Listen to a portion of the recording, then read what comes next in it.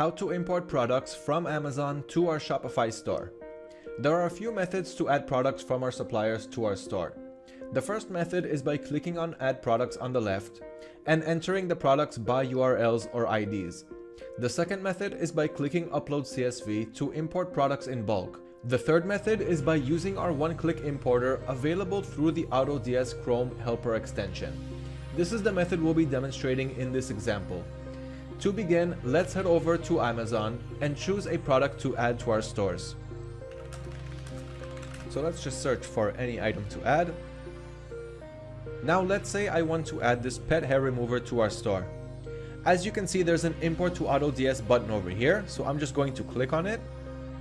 And as you can see, it is now loading onto our store as a draft product so that we can optimize it before adding it to our store.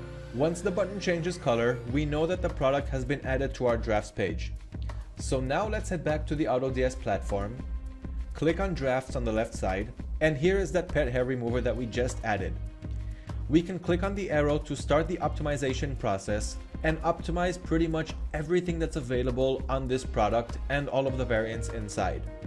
Once we are done optimizing, we will click on import on the right side, and then the product will move from the drafts page to the products page where it will be live on our stores.